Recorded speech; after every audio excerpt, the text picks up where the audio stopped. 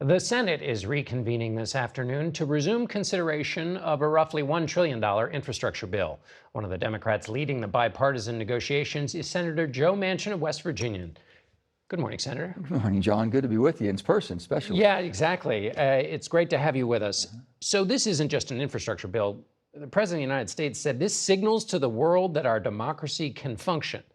So it's got a lot on its shoulders here. Sure does. And it's not done yet. What is the next set of steps for this to become law? John, it's 99 and 9/10 finished. They're drafting it. The text will be done. Hopefully we'll introduce it today. We'll vote on it tonight. We'll start amendment process hopefully on Monday. If not, but we want to be done by Thursday. We want to move on, okay? But it's not just the Senate that speaks. The House has a role. Oh yeah, no, I'm just saying it moves on from the Senate. Right. That's but all. For it to become law, it's linked up with this other piece of legislation, the budget bill. Do you not see that it's linked together?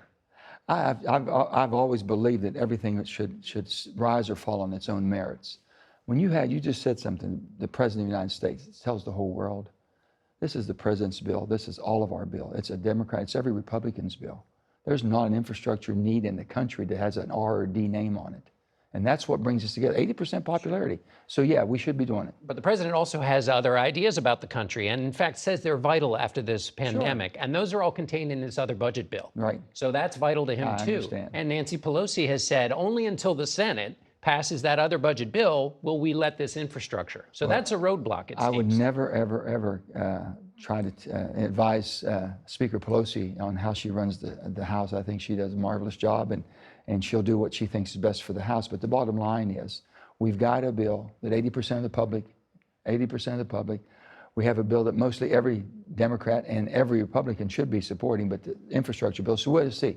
It should go fall or rise on its own. I really have said that. But what you're saying is the House should pass their infrastructure, and then you go through the process, you meld it, and the president votes on it. Yeah. They shouldn't hold it up. I would not think that would be the best thing to do for the public right now. We're trying to show the whole world that we can operate. We're trying to show the country that we're back and we can do things in a bipartisan way. This is one of the big things. We don't expect to do the next bill bipartisan. That's reconciliation. Right. That's strictly party line vote. And I said we will go on budget resolution. Let's look at the whole bill. But don't forget, we've got inflation. We've got a $28.6 billion debt. We have $4 billion a day growing in debt. All this should be considered before we just jump in. Well, before we get to that budget bill, you mentioned a test of democracy. The first test is whether Republicans and Democrats can work together. Sure. It seems like the second test of democracy is this three-legged race you're in with House liberals, which is, can Democrats agree that this other budget bill is not linked to infrastructure, or can Joe Manchin sign on to a budget reconciliation that Bernie Sanders also agrees with? Well, it's all about compromise. This has been a compromise. We've been working on this for 6 weeks. And we finally come down to the last day or the last hour to get it finished. It takes compromise. You have to trust each other. You have to work. I respect my colleagues who believe something a lot different than I do, and I'm willing to listen and learn. And if we can find that compromise, we'll find it.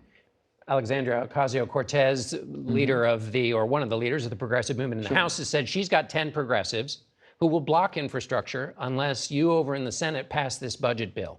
Well, sometimes maybe you'll have 15 or 20 Republicans that would see a good bill. Maybe there might be 100 Republicans in the House that says, my God, I like this. Guess what? It takes care of my transportation. It's the greatest jobs bill we've ever had. It runs for 5 to 10 years. It gives you total growth each year to try to stimulate the economy. So, you know what? Everybody had there was a Hastert. Remember the Hastert rule? Sure. Only Republicans could vote. That's by crazy. majority. I'd take a win whenever I can get it. Yeah. Well, now you're advising Nancy Pelosi. No, I'm not. No, I'm not. No, I'm not. Never do that. Let me ask you about this budget bill. It has inside of it a lot of the president's priorities. It's clocked in at about $3.5 trillion. You've expressed some concerns about that cost. Is it the cost or is it paying for it that you... Well, they're saying it's all paid for. Now, if it's all paid for, you look at it in a different light. Okay, there's a lot of great things in there. I've seen some of the things that need to be done and we all want to be done. But you get to the point like you do in your own private life, what can you afford to pay for? So if I never voted for the 2017 tax cuts, okay? I explained to Senator Schumer and everything. We've had good conversation. He's been great about trying to move this infrastructure, the traditional infrastructure right now. He really has been pushing this. So let's get a bill done. Now, on the other bill, I've said, let's look and see. You're going to make adjustments to the tax code. Are we still going to be competitive? Can we compete in a global market? If In we other can, words, do taxes raise so high on business that they end up going to other countries? that's exactly. And basically, we have a downturn in the economy and inflation skyrockets. We have problems. You have to be careful about all that. A lot of times, and this happened on the infrastructure bill, you can find ways to pay for things that are a little fuzzy. So let's say it gets paid for. There are other things in this bill that might be need to be worked out between you and your fellow Democrats. The environment is one of them. There are a lot of environment. What concerns you about the environment? My concern is basically being realistic and being practical about what's going on in the world. Within the next 10 years, 90% of pollution is going to come from one continent, Asia. And China is going to have 3,500 coal-fired plants. In America, they make you believe we only have 504. There's 6,600 operating, and they're building another 1,063, none in America. And they're make you think that, well, if you get rid of all the coal-fired plants, it basically solves the pollution. It doesn't. Well, it's a big signal to the rest of the world. And the rest of the world's not going in that direction. We're the only country. If we get out of the fossil business, there will not be any R&D, research and development. We have $12 billion for carbon capture sequestration. If you don't do that, you're not going to save the climate. But what they would argue is the clock is ticking. If you wait for carbon sequestration, that's a long time from now and might not even work. No, John, no. We know it does work. What we haven't been able to do is been able to do it in a more practical, profitable way to where it doesn't break the bank. So once we find that unlock that new technology, then that's a whole nother game changer. We can get there. We're close. Can you come to compromise with the liberal members of the Senate on these issues of the environment? I would like to think so. Or does Joe Manchin, who once shot an environmental piece of legislation in a campaign ad, is it going to be too hard to get you? You know the reason I shot that campaign ad, shot that ad, that piece of legislation? They were asking us to do things that technology hadn't even been developed in. But now we have scrubbers, low NOx boilers, and baghouses for mercury. Once we're able to have a valued use for the carbon, and make it into solid products to where we can use it for value added, it'd be great. You think you can come to a compromise with Democrats who have said, Senate Democrats who have said this is central to this bill passing? Well, I can tell you one thing. I've always come to compromise. I've always tried to find the middle. Now, if they don't want to find the middle, that'd be up to them.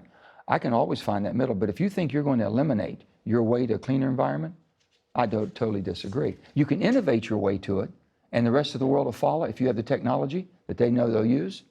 Two other quick questions I want to ask you. The president has said he wants to see some immigration provisions as a part of this budget bill, including taking care of the dreamers, those who were brought over here by their parents. Sure. Are you okay with that being included? First of all, I was a solid supporter of the 2013 immigration bill that passed with 68 votes, bipartisan in the Senate. I'm still there. I think we should have a pathway to citizenship. We should take care of our dreamers, and we need those workers and those people basically legally in our system. Final question is on this eviction moratorium. It's lapsed. People could be evicted as soon as Monday. How can Democrats who are in charge of the White House, the House, and the Senate fumble this? Well, there's no reason we should, but basically there's $20 billion or more that haven't gone out the door. We have to make sure that we watch the fraud that's involved. There's been a lot of concerns about that, vetting the right people. But if there's money there that we can help people as they're getting their life back, vaccinations are plentiful. Everybody can have a vaccination. Job market, we have 9 million jobs aren't fulfilled. Everybody should get back into normal flow. Be careful, get vaccinated, wear your mask, do whatever you have to do, get back into the flow, and we should basically extend and help those who need it. All right, Senator Joe Manchin, thank you. You're going back to work in the Senate. Thank you, John. Appreciate it.